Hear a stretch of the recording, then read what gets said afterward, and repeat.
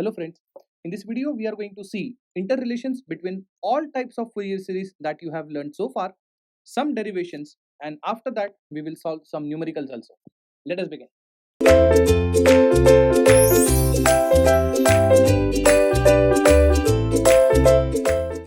So we should start with interrelations between all types of Fourier series. For example, now you have a complex exponential Fourier series coefficients with you, and if you want to jump to, let's say, a polar form Fourier series, then you should know interrelations between ck and dk. So we will see first.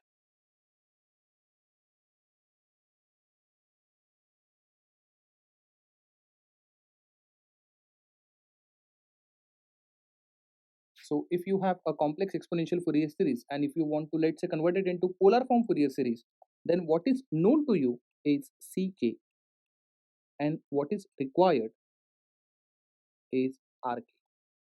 Is that right? So you should know relation between ck and rk. Rk is nothing but 2 mod of ck. Is that right? Also, in polar form Fourier series, you require angle, that is 5k, which is also equal to angle of ck itself. So with this relation, you can have a bidirectional relation. Let's say you have a polar form Fourier series, and if you want to have a complex exponential Fourier series, by using the same relation, you can convert it vice versa also. After that, let's say you have a trigonometric Fourier series with you, and if you want a polar form Fourier series,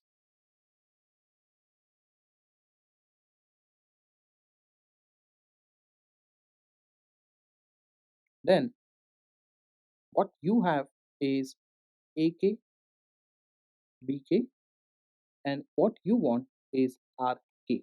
Is that right? Then we know the relation. AK is rk cos 5 or 5k, and bk is minus rk sin 5k. So this type of relation we have already seen. So only one interrelation is left, that is complex exponential Fourier series.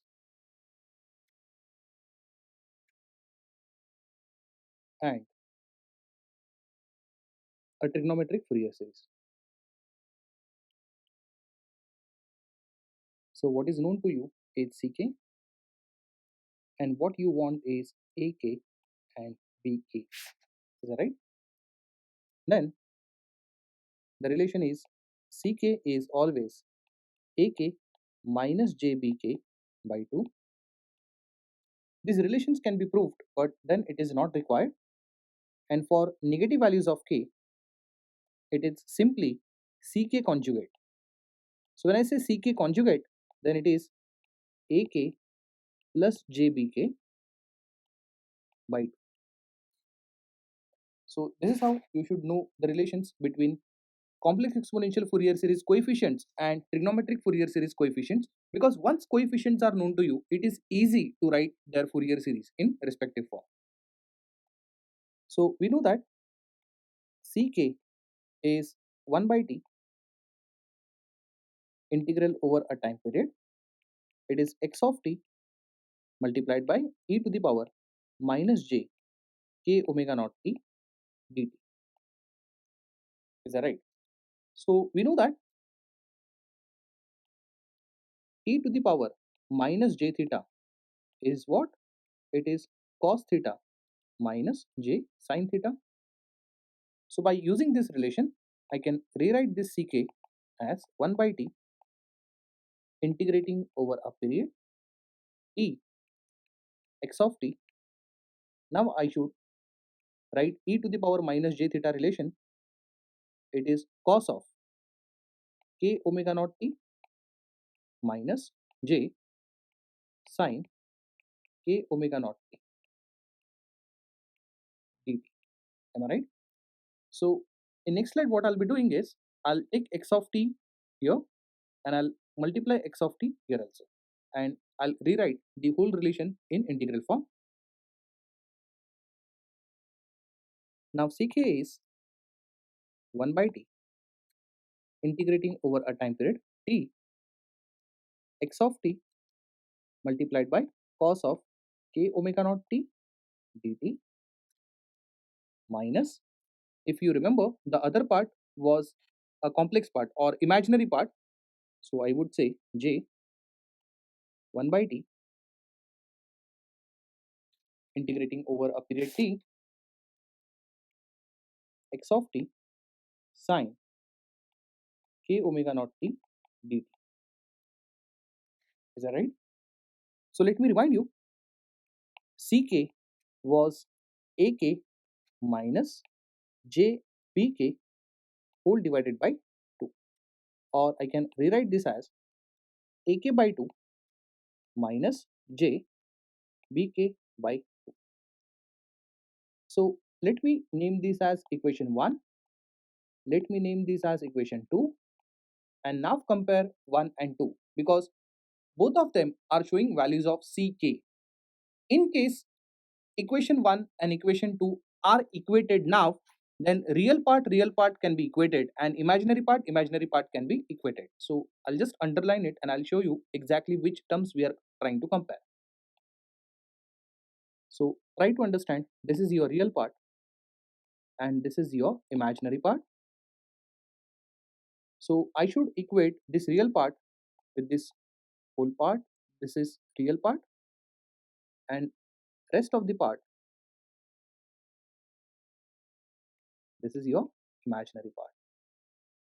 So I should equate now real part and imaginary part. And after doing so, I'm getting ak by 2, it is equal to 1 by t integrating over a time period x of t cos k omega naught t dt. So now you can say ak is equal to 2 by t integrating over a time period t x of t cos of k omega naught t dt. So this is the relation we have already seen, that is ak is equal to 2 by t integrating over a time period t x of t k omega naught t dt. Sometimes trigonometric Fourier series coefficients are written as an, which is 2 by t integrating over a time period x of t cos of n omega naught t dt. So you shouldn't get confused whether you use k or whether you are using n is not that important. What is important that you should establish a correct relationship. Similarly, by comparing imaginary part, you will get bk by 2, which is equal to 1 by t integrating over a time period t x of t sine k omega naught t dt. Or I can further write bk equal to 2 by t integrating over a time period t x of t sine k omega naught t dt. So these two relations we have already seen, that is ak and bk formula. And as I said, when I was explaining a trigonometric Fourier series coefficients, that time I told you just take ak and bk as a formula, that is a predefined formula, and later I'll be proving this. So here in this video I have proved the formula of ak and bk. So when I say a ck formula, it is 1 by t integrating over a time period t x of t e to the power minus j k omega naught t dt. Now let us substitute value of k equal to 0. Why I'm doing so? Because I'm interested in DC component and I'm sure you remember C naught means it is a DC component, and I would say C naught, which is equal to 1 by t integrating over a time period t. So when you substitute k equal to 0, we have a k over here.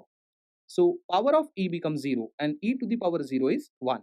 So I should write this as x of t dt. And if you remember, this was the same formula which was for a naught.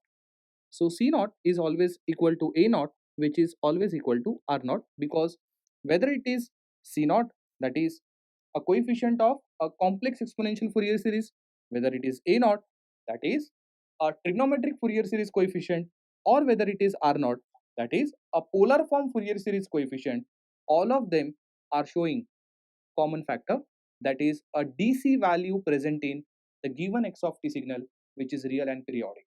So please remember, all of them are showing the same value, that is DC value.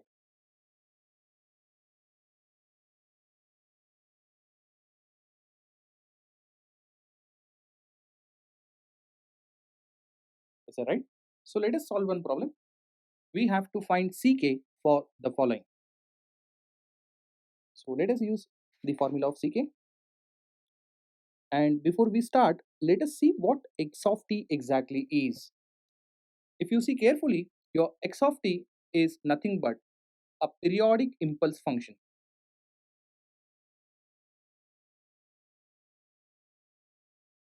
or you can say periodic impulse train. Should it be periodic? Of course, it has to be periodic, because if it is not periodic, we shouldn't even discuss Fourier series. Am I right? Because I told you before starting Fourier series only in initial lecture, x of t signal whose Fourier series, if you want to get, x of t must be periodic in nature. So as you can see, it is periodic with time period t, because after every interval of t, the same impulse is repeating with same area. You know that when I'm talking about impulse, it is never we talk about a magnitude, we talk about area. So area of each impulse function over here is A. Am I right? And it is periodic with time period t. So let me go for Ck formula, which is 1 by t integrating over a time period t, x of t e to the power minus j k omega naught t dt. Is that right? Then Ck is 1 by t.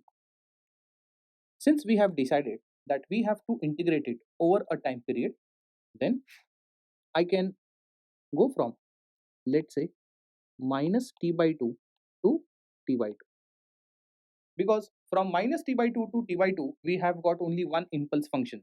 So don't even go for this interval, that is from 0 to t, because then you will get confused, because on 0 also we have some impulse function, and on t also we have some impulse function. So try to avoid the borders. So I'm going from minus t by 2 to t by 2. So minus t by 2, I'll take lower limit, and upper limit is t by 2. So within minus t by 2 to t by 2, we got only one impulse function having an area as A. So we know that in that case, x of t is written as A dot del of t. Is that right? This is the way we write your x of t out. So this is your x of t multiplied by e to the power minus j k omega naught t dt. Is that right? So if you remember, by multiplication property, that is multiplying any impulse function with some signal, how do we go about it? So if you remember, f of t del of t, it is equal to f of 0 dot del of t. So from where this has come? This is what we called as multiplication property. We know that del of t is the impulse function present only at t equal to 0. So it is our duty to substitute t equal to 0 in f of t so as to get f of 0. So f of 0 becomes magnitude and del of t becomes position. So by using this concept, I would say now this is your f of t and this is your del of t. So it is our duty to substitute t equal to 0 here, and of course after substituting t equal to 0 you will get f of 0, but then you have to write answer as f of 0 dot del of t. Meanwhile your a is constant, so it can be taken out. So now Ck becomes a by t integrating over a time period t by 2 to t by 2. It is e to the power 0, it becomes 1 del of t dt. Is that right? So by using the concept, you know that integration is nothing but area under the curve, and when it comes to impulse function, and that too a unit impulse function, area under the curve is always 1, that is unity.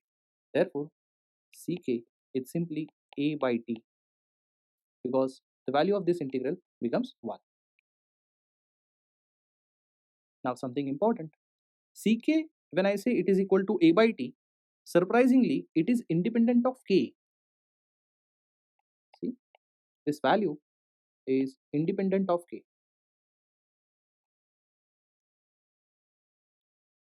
So when I say it is independent of k, it means irrespective the value of k, ck value is always constant, that is a by t, because a is constant, because a was area of the impulse function and t is nothing but a time period which is also constant.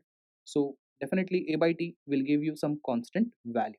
So now if I want to write ck in sequence form, because we know that ck value is always a discrete value, so it is always a by t.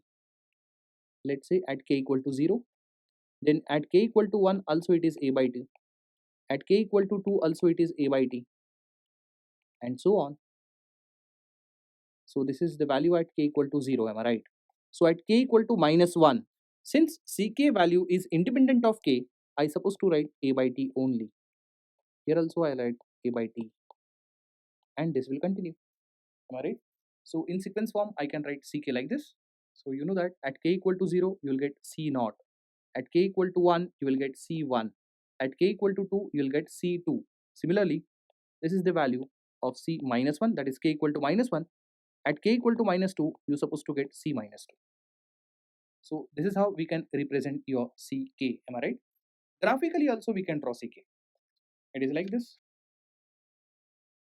So k can be varied from 0, 1, 2 and so on, and the negative values of k minus 1, minus 2 and so on. So irrespective the value of k, everywhere I'll be getting a constant value of coefficient, that is a by t,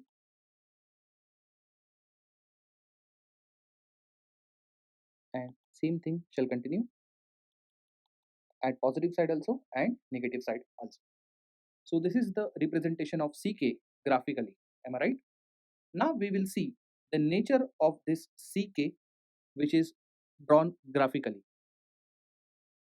We know that this is the value at k equal to 0. So if you see at k equal to 1 and k equal to minus 1 we have got a symmetry. At k equal to 2 and k equal to minus 2 again we got a symmetry. So can't I say from the graphical representation that this is an even signal? So ck satisfies it is even. So it satisfies even property. So here also I can show you, leaving k equal to 0 sample, k equal to 1 and k equal to minus 1 we have a symmetry. At k equal to minus 2 and k equal to 2 we have got symmetry. With this symmetry only we say the ck sequence is satisfying even property. Also every element, if you see carefully, every element is real in nature. And how do we understand whether it is real or complex? It is very simple. Absence of j is always real, am I right? And we know that a is nothing but area which is constant, a real quantity, and t is nothing but a time period, has to be a real quantity, and of course it is constant. Therefore the nature of ck, the nature of ck is real and it is even also. Now we will see x of t's nature, that is given signal x of t. So this was your x of t. So by observing you can say x of t is a real signal. Of course it is a real signal. Now you have to see whether the given x of t was even or odd signal. So of course it was even signal because we have symmetry here also, am I right? So this was even signal. So this is the nature of x of t, that it is a real signal and even signal. So x of t was real and even. Now I'm coming to a very important conclusion. Listen to me very carefully. Even though I have written it in a reverse order, this is not so. If x of t is real as well as even, then the Fourier series coefficient Ck is always real and even. So I'm coming to a very important conclusion. As I said, x of t is the given signal is real and even. Then the resulting Fourier series coefficient, that is Ck, is also real and even. This is a very important conclusion. In fact, in one of the gate question, they have asked for match the following, and in one of the segment, this was the matching factor. That is, if x of t is real and even, what is respective Ck? That is real and even. So you may get question, what if x of t is real and odd? So this is what we are now going to see in next question. So here I have to find Ck for the following. So you know very well the Ck formula, which is Ck is equal to 1 by t integrating over a time period x of t e to the power minus j k omega naught t dt. So for given x of t, you want to integrate it over a time period. So either I can go from minus t by 2 to t, or t by 2, that is minus t by 2 to t by 2, or I can go from in fact 0 to t also. Is that right? So let me go for it. 1 by t, 0 to t, x of t e to the power minus j k omega naught t dt. Further 1 by t. Now I have to divide this integration in two parts. Reason, because from 0 to t, if you observe, I'm talking about this period 0 to t, then x of t is not constant. That is, from 0 to t by 2 it is a, and from t by 2 to t it is minus a. So I should divide this integration in two parts, that is 0 to t by 2 and t by 2 to t. So I should write first integration as 0 to t by 2. So what is the value of x of t between 0 to t by 2? It is a, plus the next integration,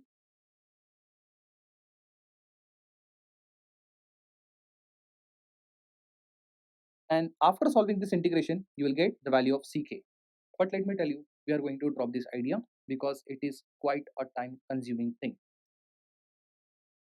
As I always believe that you should always learn the subject from gate point of view. Okay, so this is quite a hard work you will do when you solve a complete integration and you will come to a conclusion. Better, we will do some smart work. So how to do smart work? Let me remind you something. If you have seen previous videos, you must have identified that this is figure 2, and if this is figure 2, then this is the signal which is odd signal. And for odd signal, we know that a naught is always 0, ak is always 0, and bk have got fixed value, which is 4a upon n pi. I told you to remember these values for a square wave. So we have seen two types of square wave, that is figure 1 and figure 2. Your figure 1 was square wave only, but it was even signal, and figure 2 is also a square wave but with odd signal. So these are predefined values. So as I said, if you remember these values, then it becomes easy for you to solve problems very quickly. So now you will say, so now we know only value of bk, but what they are asking is not for bk, but they are asking you for ck, and these are trigonometric Fourier series coefficients.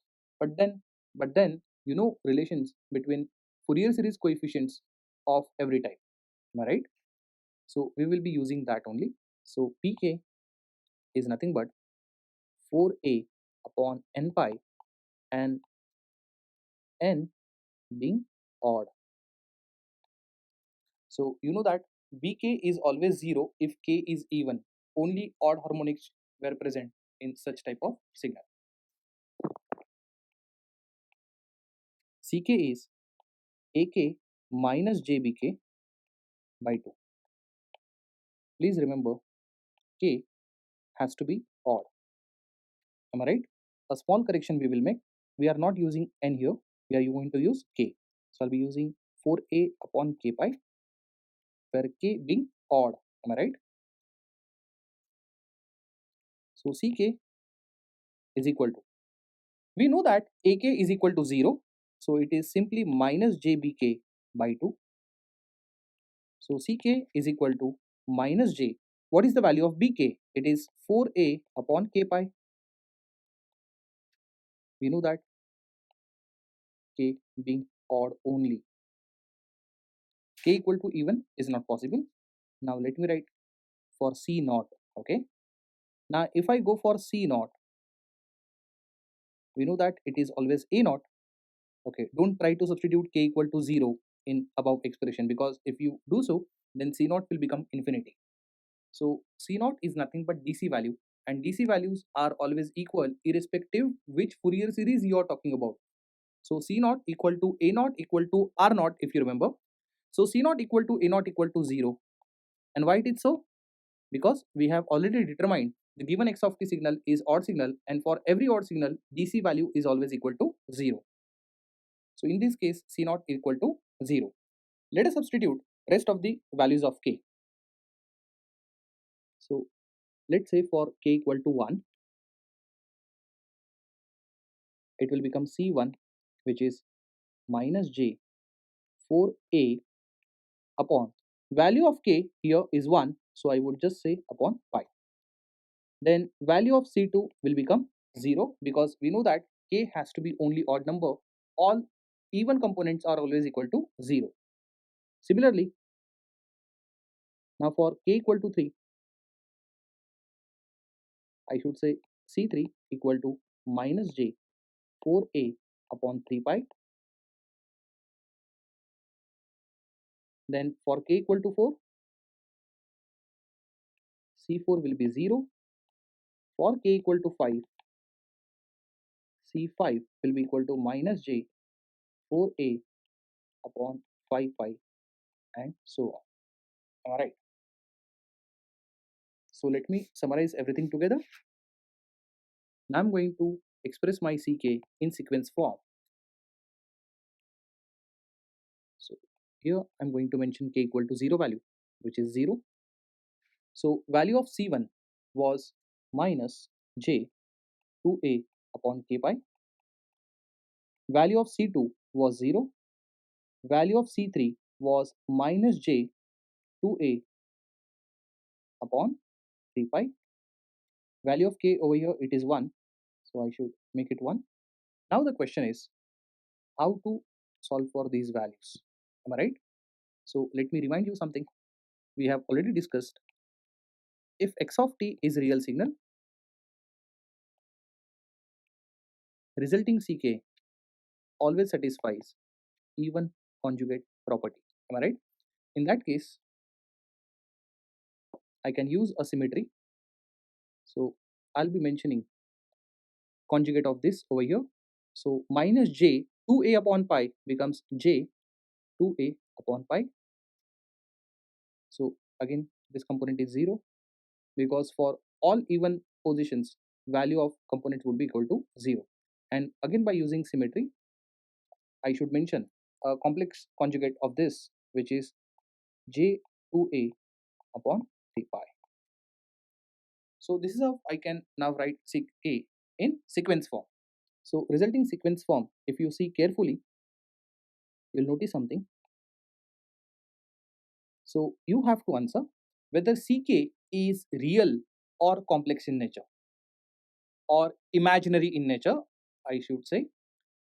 So here Ck is having only imaginary parts. As you can see, real parts are equal to 0. If let's say real as well as imaginary parts are present, then I can say Ck is complex. So right now Ck is imaginary in nature. And again, by observing, you should tell me whether it is even or odd. As we have seen in the last problem, we identified that ck was real and even. Here we have to see whether it is even or odd.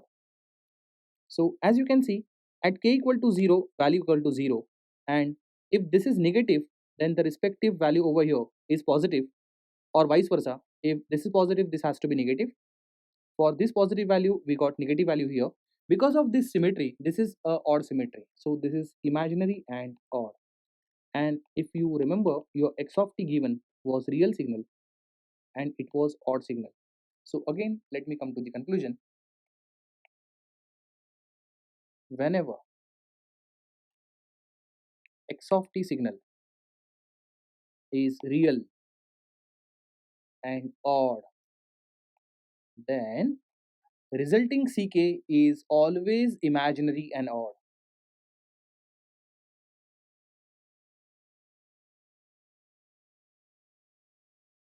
So if you remember this property, please don't get confused, because before some time I said that ck satisfies even conjugate property, and here I'm claiming ck is odd. Please don't get confused. Of course, ck every time follows even conjugate property, and I'm using this even conjugate property so as to get components for negative values of k from positive values of k. And later on, by observing the complete sequence of ck, I come to know that this is not even, but this is odd, because you know odd symmetry. Okay, for every sequence the signal is odd. Whenever, let's say I'm talking about x of n, how to identify whether the given x of n signal is odd? The first, you should observe that x of n value at n equal to 0 must be 0. So this is the very first conclusion or very first observation. You see that k equal to 0, it is always equal to 0 for every odd signal. If you see, even for x of t, that is a continuous time signal, x of t, if it is odd, you will always see that x of t at t equal to 0 is always 0. Secondly, if positive k value is negative, then respective negative k value will be positive. So with this symmetry only, you will see that it is odd symmetry. So I have concluded my ck is odd in nature. So please remember, finally, if f of t means you can say it is x of t also. So normally in general I can say it is f of t. So given f of t signal, so this f of t is nothing but some signal which is function of time. This is real. So as I said, in our gate syllabus, we always talk about real signals. It is real and even, then resulting ck is again same. That is real and even. Secondly, we have seen if f of t signal is real, which is always real in our case, and odd, then resulting ck is always imaginary and odd. So please don't forget, whatever questions that we have solved so far have got this conclusion. Thank you.